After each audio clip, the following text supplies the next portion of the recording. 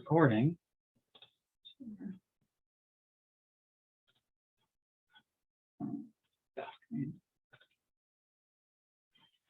All right, so we're going to go do the whole thing.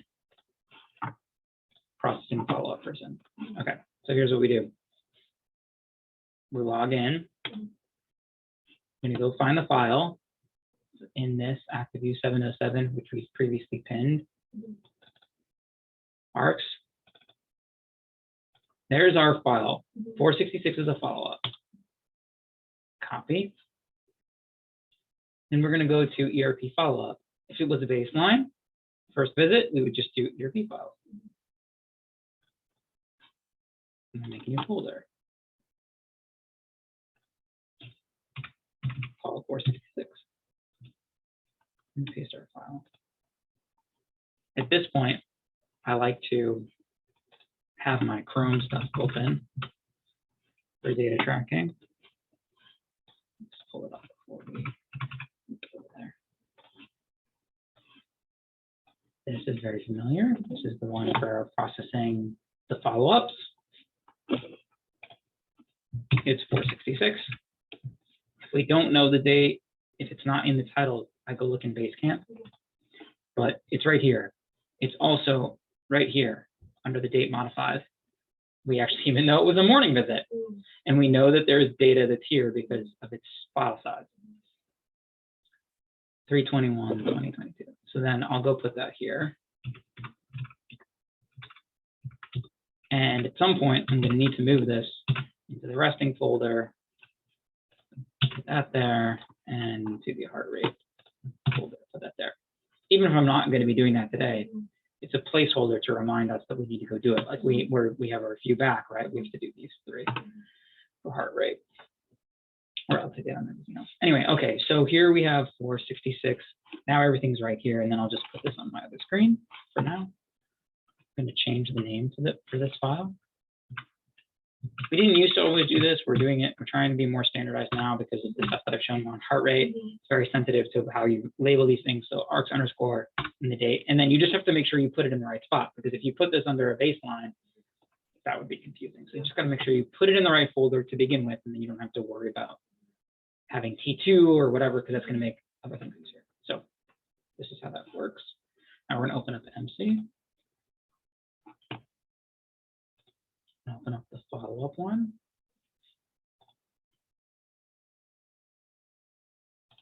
I like to collapse everything so you can see. New project. This is a right-click. New project. 466. For whatever reason, EMSE likes to have projects the participant ID number. Okay, so then we right-click again. We go to Add, Time Series Data. We're going to go find the right file. So it's under ERP follow-ups and 466.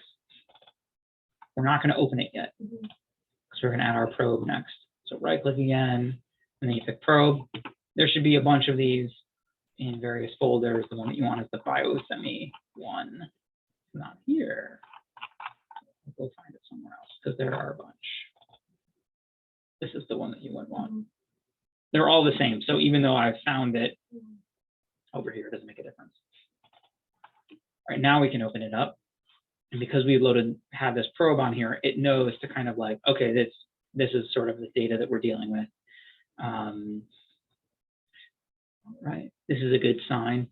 It means that the physio stuff, skin conductance, was also saved, right? Because if somebody didn't check that box, it would not appear here. Okay, great. We're gonna now at first glance it looks like there's no data here, but we have to rescale it. Maybe there is. Now it looks like there's data here, right? So we always change this to 150. That's sort of like our baseline view. In theory, you could do other things, but if you get closer, it's gonna now all of a sudden it looks like really noisy data, but it's not. And if we zoom too far out, now we can't see anything. Okay. Again, you could scroll down here to see if there's other physio stuff, and it looks like there's all kinds of other good stuff in here. Great.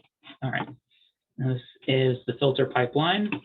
Notice that there's a star here too, so that means whenever you do something over here, like add a project, load files, there's a star here because that's telling you haven't saved it. So now we can save it just for good measure. All right, so we go to the filter pipeline. We're going to add, you could do this part, digital reference montage, M1 and M2. This is the mastoids. And we're going to add the digital IIR filter. I think those are I's. I don't actually know. We do bandpass. We do 30 and 0.1. And it's going to know which one. It's basically doing all the ones that are involved in the head, which is sufficient for our purposes. So we say OK. And then we're going to add the polynomial trend. And we use these defaults. OK. You press OK, it's going to do its magic, and the data is going to look really nice.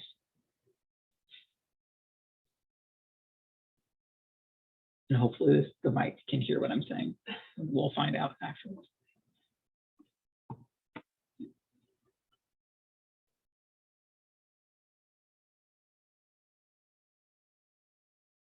It's taking a while. It's a little bit slower than usual. I'm not sure why. Uh-oh. All right, there's some noise at the beginning, but not great. So these could be large movement artifacts or possibly a problem with the mastoid. So let's just turn off the digital reference montage. You wouldn't normally do this, but just for our exploratory purposes, try to solve what might be going on here. I suspect it might be that. Let's see if that changes things.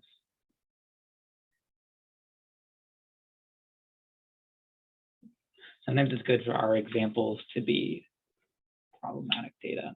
We still follow the same steps, whether or not it will be usable is a different story. Yeah, that's what I figured. So we're looking at the exact same period of time as we were just a moment ago, and it looks pretty normal now. And this is why we make a really big deal about, you know, this is the mastoids. If the mastoids need to they need to be, you know, stable, well-connected, not moving around. This is also part of why, you know, getting a little bit off track here. There are different reference schemes that people use. The mastoids are not the only option. In some projects with younger kids, they'll put a reference electrode on the nose. In some projects, they will use something called an average reference, where you basically are using all of the channels. And perhaps we wouldn't have these kinds of problems that we have if we used a different reference scheme. But a lot of people use the mastoids. So to be consistent with those other people, we do too. But it's not actually so clear to me whether or not that's always a good decision to do that or not. So now we're going to be, we'll find out. It's hard to say. I don't, just from looking at a few frames, I don't know. It could also, by the way, I didn't check. It could be that only one of the mastoids is a problem. I didn't go to dig deeper to look for that. We can do that later. See, because there might be enough chunks, like this is during trials, there might be enough chunks of data that looks good. We don't really know yet until we've done a deeper dive. Like here, obviously these are trials will have to get thrown out, but then we have some segments that are okay. So, you know, could be that the data was still recording while things are being taken off. Yeah, 254 means that that's the end code, that it's over. So everything that exists that's going to be beyond this is not relevant. Anyway, okay, so let's give it a try. So at this point, we want to be looking for blanks and clean segments of data. And let's go find some good ones.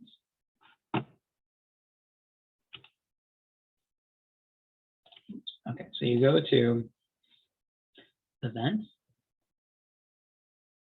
I'm totally blanking on how to do this. Sorry. No, you click on the square. The square. Sorry about that. The square. You change this from event to segment. We can keep these red. The color does not matter at all. We want to do blank. We don't check either of these boxes. Start. Now we're going to go look for some blanks. I see some here. Basically, the way that this program works is you go from the low point to the high point of the blank. Low point to the high point. This is probably I stuff too. This is a blank also. I like to kind of pick different. Okay, so here's some good ones, right? Low point, high point. There might be some left to right eye movement in there too. Here's a left to right eye movement, little box. Here, here. As we've talked about before, if we wanted to be really fancy, we could have a separate process for getting rid of the left to right eye links. I have found that if you do them all at the same time and call them a blink, it works out pretty well. The algorithm does a good job. I'm not sure what this is. The reason why I'm not sure if this is a blink is because it's happening at the back of the head. And normally when we see blinks, they're going to show up here and here, because those are the ones that are at the, closer to the front of the face. So like, this is a blink on top of a left to right eye movement. Here's a little blink, see, because it's appearing at the, and then not at all at the back. That's normally what you see. And then this is probably head movement, or something with teeth and jaw. Here's a little one. See, this is that same person that we thought had a lot of bad. So there's probably going to be enough, which is great. Oh, depends on where those bad chunks are going to appear. If they're concentrated in the task, then it's a problem, obviously. But I think we'll probably be able to skate by here. We've probably found enough blinks. This one's a little bit better. Okay, and then we stop. It's going to ask you if you want to save it. You save it, and then it's going to ask if you want to replace it. You say yes. Basically, what you're doing with, there is already a file that's keeping track of all of the events and segments, but we just added a bunch. And instead of giving it some new name, we just override it because we want it to all be in the same file. Now we're going to go find our clean segments. Just click on the square. I like to change the color here again. It doesn't really matter. Segment M clean.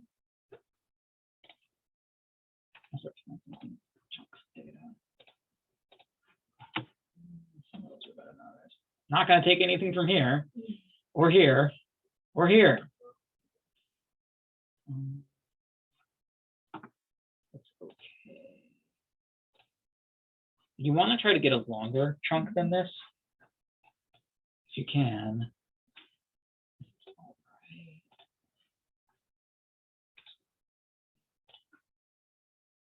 And again, we kind of take it from different places or hopping around. There's a good one. There's a good stretch. That looks pretty good. Maybe a little something going on right before I started it, maybe, but that looks pretty good to me. All right, that's probably enough. So we click the square again, now press save over again. It's the same process. I like to stay on a page with a blink when I'm doing this, because then you can see the before and after.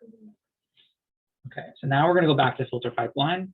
We're going to add in our ocular artifact correction. You press next. Select the artifact segment as a blink. Now it says, what it's asking for here is which file do you want to use? And of course, we want to use the file is this participant, which is going to be what it does as the default. Get clean. We don't need to, this is telling us which ones we can exclude. We don't need to include these ones that aren't going to be relevant for what we're up to. Here, when I'm clicking these ones, these are the eye channels themselves. I'm saying don't include the eye channels, because if we wanted, we could then go back and see that the blinks are still happening at these time points. It's not going to affect the. Okay, so then we get our, basically like a scree plot looking kind of thing. And there's no set rules for exactly how to do this, but generally you want to do it when it starts to flatten out.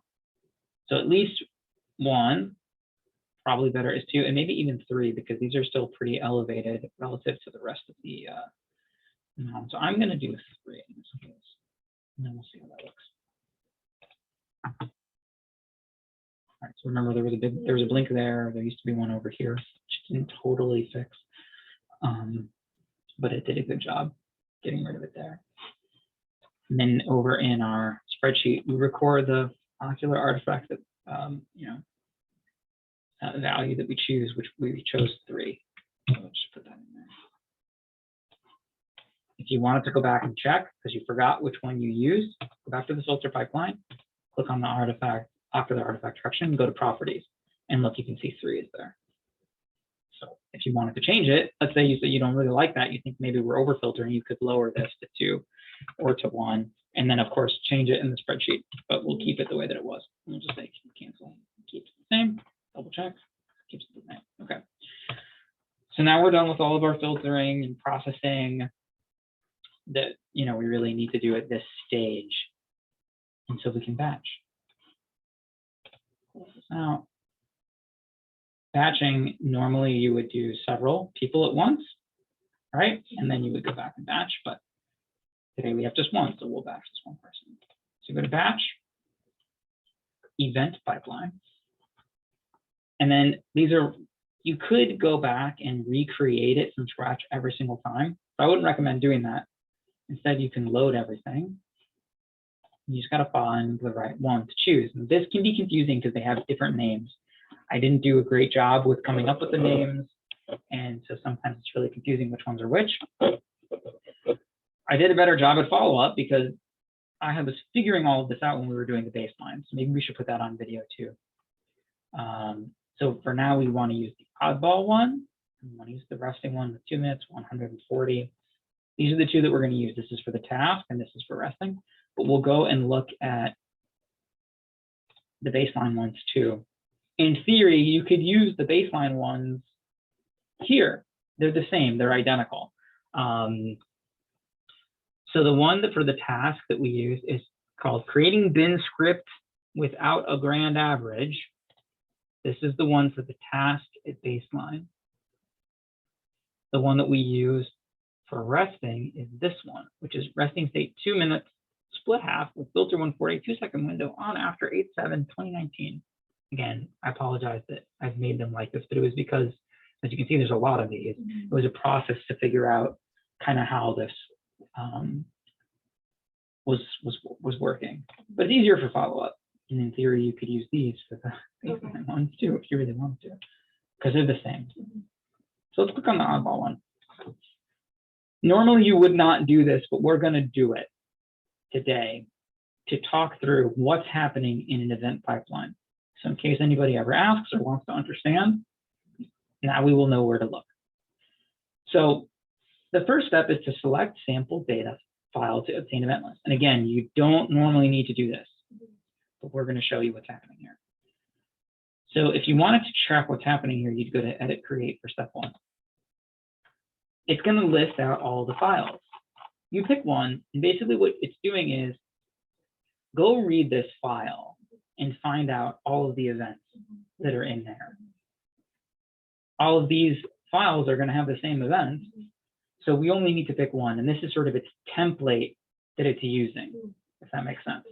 Okay, and so when we want to be able to look at angry trials, it's going to reference the trials that are in this file.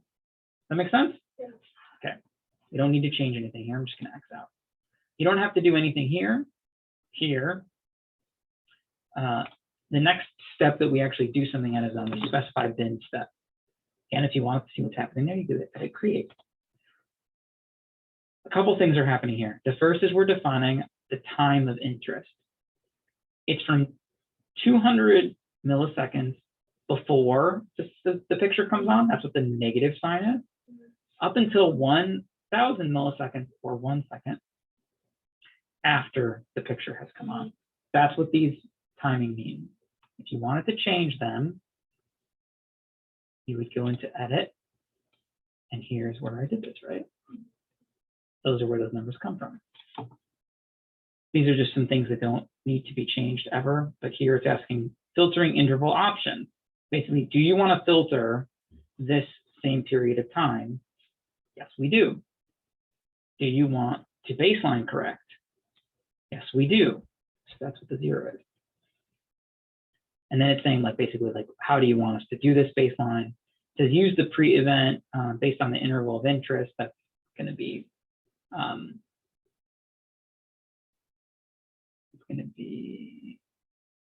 this period of time. think that's right.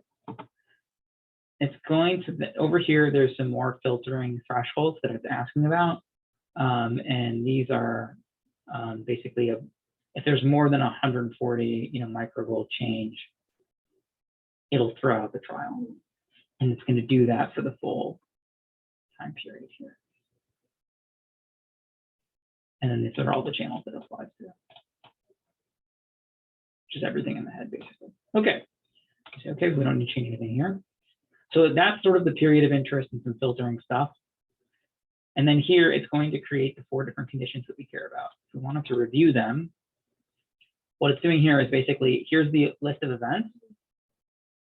And it's going to go through and it's going to say, okay, if the event is 1 through 32, see, it stops at 32. If it's 1 through 32, that means it's a picture, and so on and so forth. I'm not going to go through all of the numbers here, but 41 through, I don't know what it is. Let's see, 72. Those are happy, and so on and so forth. We don't need to go over this. Okay, that's what's happening here. So this step is actually pretty important. And if somebody ever wanted to, let's say somebody wanted more strict filtering criteria in the future, you would need to do that on this step. Let's say somebody wanted to change something about the baseline period, which maybe you could think about wanting to play around with a little bit for various purposes. That all happens on this window under this epic section under you. And to get to that, you do the edit here. So this is potentially a window that somebody might want to get back into in the future. And that's part of why we had so many files initially, is we were trying out different things. We were trying out different filtering criteria, different lengths of time, and seeing how it affected the data. Okay, so enough about that. Selecting the time series. This you do now, even when you batch. Here, it's basically saying which files do you want to make a batch for. Today, we're just doing 466. So this one you always change. That's step 5, select time series files that you're using in this batch. And you don't have to pick all of them. You can just do the one here. Even though we use this one as our sort of reference one, you don't need to batch it again. It's just acting as our reference. If you leave a bunch of these checked, it's going to go really slow. So only do the ones that you absolutely need to do. Processing options, this is pretty quick. Basically, use an individual filter pipeline for each respective file. Like, of course, it's like, we wouldn't want to use the filtering rules that we set up for a different ID number for this person, right? That one's pretty obvious. Here under the output, you're telling it what kind of data it is. This is a time domain average, an event-related potential. That's what this is. We're not creating a grand average. That's for a different video. And then you press run. So, okay, so if you want to just cut to the chase, you load all your steps, you find the right file, you change the time series file. Oh, that's funny, I didn't update it, I didn't save. To just the person you want, save that. Press OK, that should be right. And then you press execute. That's all you have to do. You don't have to change anything else. I was just showing that in case somebody was curious or wanted to make, if somebody wants to make changes at a later date, that's how you would do it. Now it's telling you it's making the different averages for the different conditions, and then they appear right over here. I like to open them up, and we keep track of the number of trials that go into it and log that in the spreadsheet. So for instance, we have 25 angry. So 25 angry go right here. 27 for happy. 7 goes right there. Animal, 23.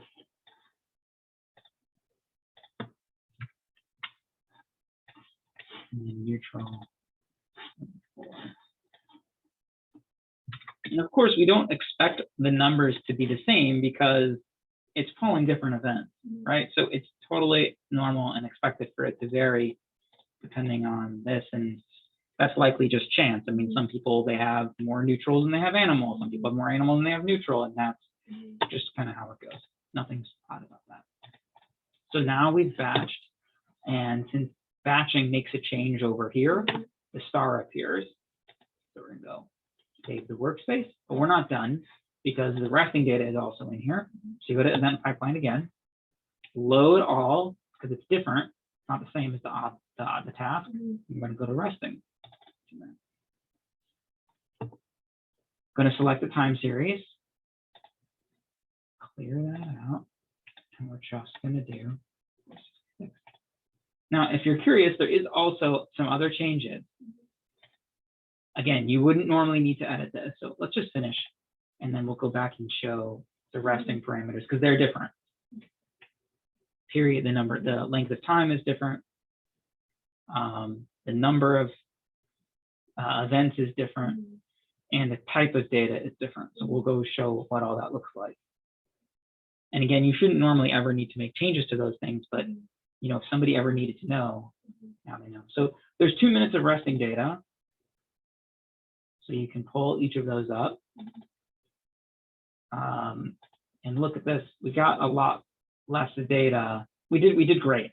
We did fine, we got plenty, but we got a lot less in the first minute relative to the second minute. Out of a total of 118 possible segments of data, we got 101, and that is something that we record here. We got 101, and we know that we recorded for 2 minutes because we have data here and here. So we know that we recorded for 2 minutes. Sometimes this one will be 0, 0, 0, and that will mean that there was a problem for whatever reason we didn't record the first minute, or if you open this one and it's 0, 0, 0, that will mean that we didn't record the second minute, maybe the truck will quit, have to go to the bathroom or something, who knows. And another place you can check is here, where it should say, it should always be 118 if you had the 2 minutes. All right, all that. By the way, if you're looking at this and you think, hey, it looks like I'm looking at nothing, the resting data is totally different than the other kinds of data that we look at. And if you look closely over here, you do see something, okay? This scale is not time, it's hertz, which is a frequency measure. And in the brain, you have more going on at the low hertz level of the spectrum. So here, so if I change the scale, now you can start to see we have these little mountains here. And that's exactly what we would expect to see, is that there's a lot more lower band frequency, and then it sort of starts to decrease as it gets larger and larger and larger.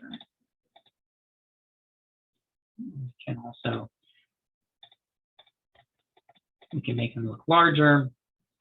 Here, what we're doing is, you see how it says hertz per centimeter? So we're shrinking the scale to sort of focus in on the lower end. And now, of course, you can see that there's plenty of data, and this is a normal looking pattern of data. All right, so we save. Now we're done with the oddball and the resting data. It's all been batched, and we can stop. But just in case someone's curious, I'm going to go back to the event pipeline and show some things here. So the first step is the same. You just pick a person as an example. That's fine. Now here's where there are differences when you specify the bins. So you'll notice here that it's now we're looking at 60 seconds because we record 60 seconds of rest. We have a couple of different bins. If we review them, 199 is the first minute, 200 is the second minute, and then this one combines both of the 2 minutes, 199 and 200. And that's where they come from. So those are our resting bins. And the other thing that's different is the output. The output, this is not a time domain average. This is called power spectral density. It's a totally different kind of data. And so this box is checked as opposed to the time domain averages. And again, we're not doing grand averaging when we process individual people. So that is that. All right, I think we're going to go ahead and stop share and end the video. So that's how you process everything, and should hopefully be really helpful.